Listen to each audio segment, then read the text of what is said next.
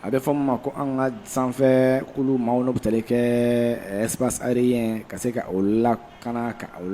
bila an ka minɛn kɔnɔ k'a daminɛ Kayi fɔ Kidali la ɲininkali kɔni tɛngu la souveraineté pour les femmes an ka jamana sɔrɔdasiw ngolomasiri tabaw olu ka wulikajɔ ka se ka jamana fan bɛɛ lajɛlen bila an ka hukumu kɔnɔna la o de la kɔlɔsiliw y'a jira k'a fɔ ko alamisadenw n'o bɛnna abiri kalo tile 5 ma san 2023 an ka faama n'i y'a ta k'a lajɛ force armée du Mali olu ye wulikajɔ fana kɛ ka se ka avion kuluyɛlɛ baara dɔ kɛ ka avion boli ka se ka taga Kidali région kɔni la komi a b'a kɔlɔsi cogo min na kɔrɔlen wa o bɛ wa taa mun bɛ tali kɛ dɔgɔkun damadɔ a b'o bɔ i bɛ ka fɔ ka to ka bɔ siɲɛ 2 wa dɔgɔkun kɔnɔ ka avion yɛrɛ boli sanfɛ ka munumunu Kidali dugu kɔnɔla sanfɛla la k'i bɛ ka fɔ o bɛ kɛ sababu ye ka kɔlɔsiliw bolo ka taa jamana cɛmancɛ y'an bolo jamana wa kɔrɔn yan fɛ ka taa se wa Mali Niger ale ni Burkina frontière o ɲɔgɔn cɛ ka kɔlɔsiliw boloda ka se o ma i bɛ ka fɔ mun bɛ tali kɛ o avion la ani hélicoptère olu n'a fɔ ma hélicoptère de combat olu ye wulikajɔw fana kɛ i bɛ ka fɔ ka sɛgɛsɛgɛliw boloda Kidali o dugu sanfɛla la i bɛ ka fɔ mun bɛ tali kɛ groupe armé minnu tun bɛ nin yɔrɔ kofɔlen in na olu kɔni balila ka ninnu ye i bɛ ka fɔ a kɔni kɛla jatigɛ yɛrɛ ye f'olu yɛrɛ ye marifaci dɔ o fana kɛ wa dɔw yɛrɛ fana ye o yɛrɛ ta kɛ wa boli ani yɛrɛ ɲini ko ye k'i bɛ ka fɔ nin avion wulikajɔ min fana kɛ k'a kɛla sababu ye fana ka se ka wa gɛlɛyaba de kɔni lase sabula jatigɛ kɔni barika bonyala o yɔrɔ mun tali kɛ groupe rebelle i bɛ ka fɔ olu kɔni u tola siran ani yɛrɛ fana bolo mun bɛ tali kɛ communiqué la o yɛrɛ fana kɛla ka bɔ ka bin ka jira k'a fɔ ko i bɛ ka fɔ ko dangari waleyaw kɔni ka o ta a fɔra ma ko cessez-le-feu ni woloma bilala wa mɛ kalo tile 25 san 2014 k'i bɛ ka fɔ ko wa ka wulikajɔ kɛ ka gɛlɛyabaw fana ta ka ɲɛsin o lawaleyaliw fana ma ko de hukumu kɔnɔna la ko o b'a ye k'a fɔ mun bɛ tali kɛ wa communauté internationale la o ka hakili cari k'a fɔ wa waleya mun kɔni kɛlen filɛ nin ye ko ka a lajɛ ko olu yɛrɛ bɛna kɛ seereya ye a hukumu kɔnɔna la cogoya min na u bɛ se ka wulikajɔ kɛ ka sen don a ko la cogo min na accord mun kɔni n'a bɛ fɔ accord pour la paix et sujet procéduralisé olu bɛ se ka bato ka waleya cogo minnu la o de hukumu kɔnɔna la ko sɛgɛsɛgɛw bolo ma k'i b'a ye k'a fɔ a fɔ ma ko patrouille aérienne i b'a ye k'a fɔ a kɔni kɛla wa don o don baara ye an ka sɔrɔdasi tigilamɔgɔw fɛ ka ɲɛsin maajuguw fana olu ma a fɔ ma ko mission d'attaque et d'appui régulière faama tigilamɔgɔw wulikajɔ kɔni kɛ ka se ka olu kɔni wa o ɲɛ cogo min na a fɔ ma ko souveraineté du Mali ka boloda Mali fan bɛɛ lajɛlen kan cogo min na Mali an ka jamana an ka se k'an yɛrɛ sɔrɔ Mali ka kɛ maliyɛn bɛɛ lajɛlen fana wa sago ani a ta ye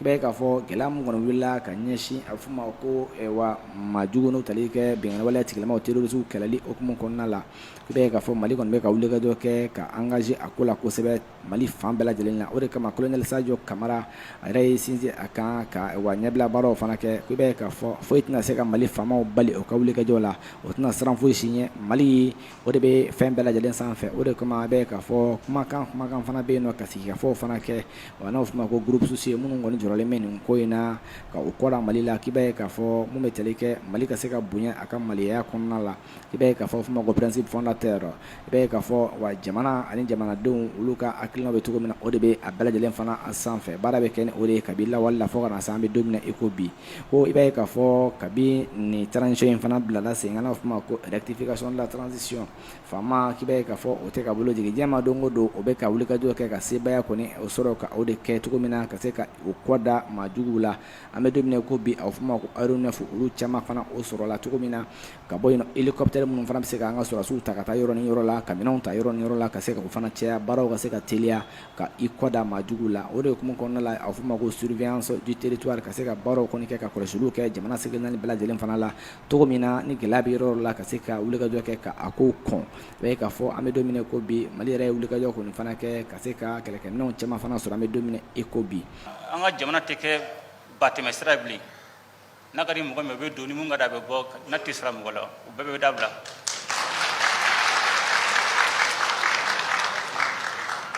sabula daga mɔgɔ min bɛ kɛ jamana ɲɛmɔgɔ a jagoyalen d'a tigi kan a ka jamana tirintigiw marabagaw a k'u labɛn mun b'a to u bɛ se ka jamanadenw lakana cogo min na o de la k'i b'a ye k'a fɔ mun bɛ tali kɛ Mali la bi ale kɔni a bɛ ka ɲɛ kɔni kɛrɛ bɔ ka Mali seleke naani bɛɛ lajɛlen lajɛ ni a kɔni kɔrɔla yɔrɔ yɔrɔ k'a fɔ ko gɛlɛyaw kɔni bɛ yen nɔ yeliw bɛ kɛ sabula Mali ale ni Russie ale ni Chine fo ka taa se don nataw la Turki boloden ɲumanw hukumu kɔnɔna la wa dɛmɛw caman bɛ ka sɔrɔ kaba cogo min na an bɛ se ka anw yɛrɛ lakana ka maaw ni o bololafɛnw fana lakana armée Mali k'i b'a ye k'a fɔ bi a kɔni a nimisali a bɛ ka nimisiwasa sɔrɔ kosɛbɛ sabula aéronef olu caman kɔni olu bɛ ka ban n'u bɛ taa 30 bɔɲɔgɔnko la o kɔfɛ tuguni wa mun bɛ tali kɛ wa don nataw la wa caman fana bɛ yen nɔ minnu kan ka na don nataw la fana ni Ala sɔnna ma yanni san kura in a kalo 6 fɔlɔ in ka ban san 2023